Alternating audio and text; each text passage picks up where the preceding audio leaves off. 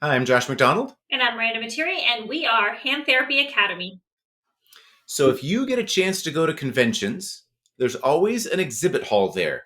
And I just got back from ASHT. This will launch a little bit after that, but I'm not usually a big fan of the exhibit hall. I made it a point today, or this last time at ASHT, to spend some more time there and experience it a little bit more. And so I came back with a couple of lessons, both from specific booths and just in general. So, Miranda, what's your thought about an exhibit hall? What's your kind of initial thought?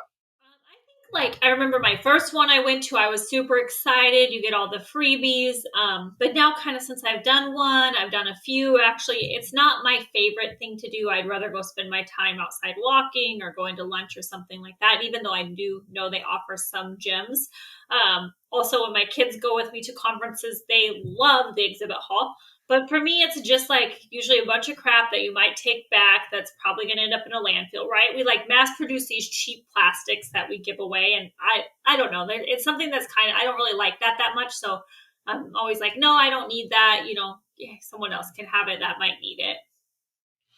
And I agree with you in the my kids love the freebies. So when my now 21-year-old daughter, she was with me at the ASHT helping me do some hand therapy academy stuff. She's like, make sure you bring back a fabric tape measure for me and any cool pens you see. So she loved the free stuff. That's just their version of getting you to come up and say hi.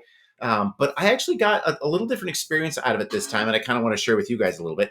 I feel like there were some booths that I wanted to go to because I had a question.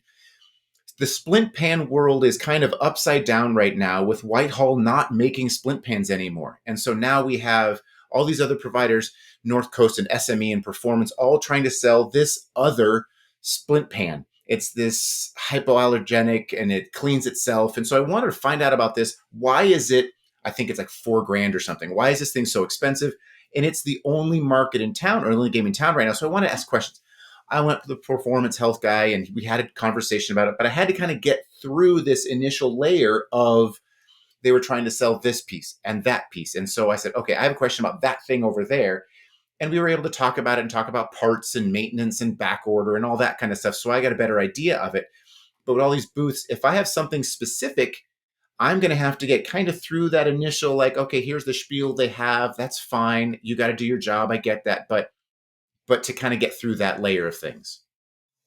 Yeah. So what else? Do you have any other pearls or anything you're like, wow, or I mean, if you, or just say you were an exhibitor, what would you do to make it better or make it something that people would enjoy going to?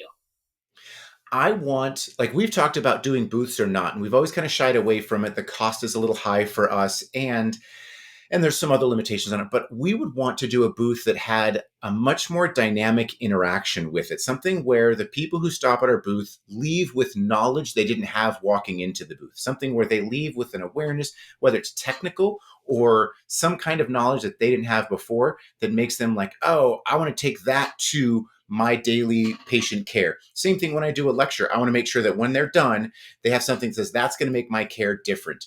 I do feel like there were a couple of those devices there. There's a new device, and you can find all the stuff by going to the ASHT website and look at the vendors list.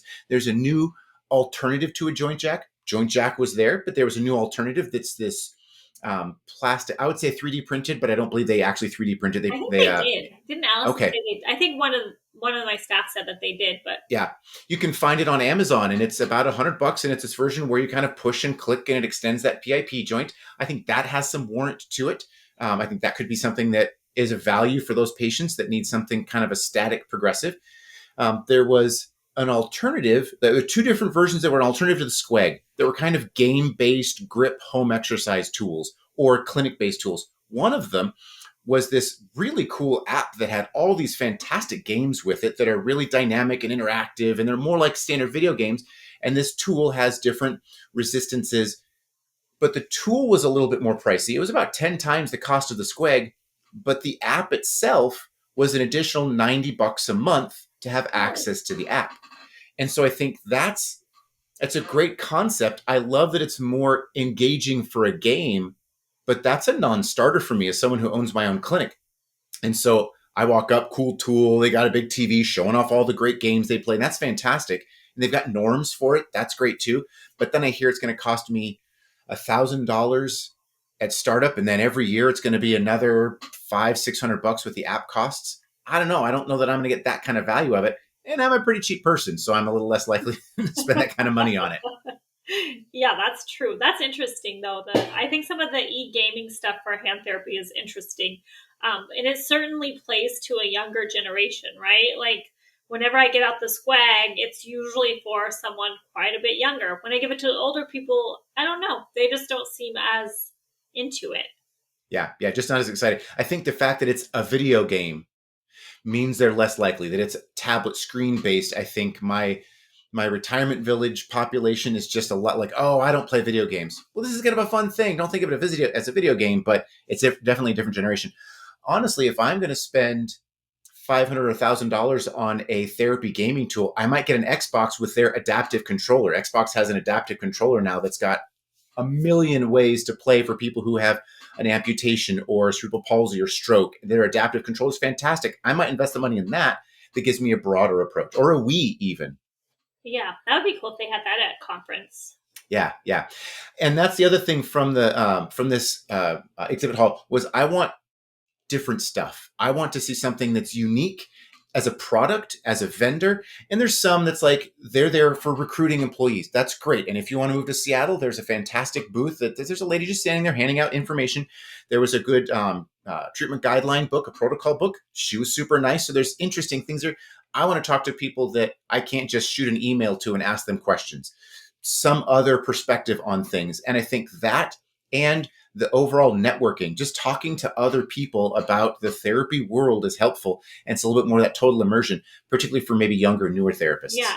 But it almost makes you wonder, our exhibit hall is going to be a thing of the past soon, right? Because everything we have at our fingertips online, right? So if there's a new product we want to see, we can go online and look at it. And a lot of the vendors will send it out for you to try. You might have to send it back, but I think the way we consume information is different, right, than what it was 15 years ago, where a vendor booth would be the only place you could see a new product on the market. But now that's not the case with all of our social media platforms and stuff. We don't necessarily need that.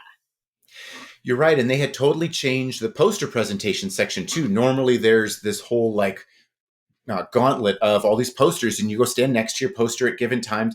They had TVs, and when you checked in, you got little bitty earphones to plug in, and you could click through the posters and you could see what the presentations were, but there was no interface interaction with the person telling the story about the project. And so it was kind of like, well, over there's some TVs in the corner, and it maybe didn't have that interaction. So you're right. If it's going to go more tech based, maybe the big guys are going to spend still thousands of dollars to have a booth and tables and TVs and stuff. But some of the smallers may say, I don't know if it's worth my time. And we've kind of decided right now, at least, that it's something we're not going to pursue just because I'd rather have that interaction with people just walking around the conference and have that face to face than stand there and make people come to me. Yeah, I agree with you. Yeah. So just some lessons from that exhibit hall that it's kind of an interesting thing. I feel like as a younger therapist, I got more out of it. Now I feel like I've kind of seen it, but still good to do that networking and talk to other therapists in the profession and whatnot. Yeah, and one thing that we always say, if you learn one thing, it's probably worthwhile. So if you learn one thing from that exhibit hall, it might just be worth it. Even if it's a lesson that says, that's interesting, I've been curious, but I don't think I want to do that, or I'm not going to use that tool. Hey, checks that off the box, and I know more as a result of it. Yeah. Right. All right. For information, you can check out all of our courses at handtherapyacademy.com. We also have membership options. If you're interested in doing a discovery call to learn more, email us info@handtherapyacademy.com.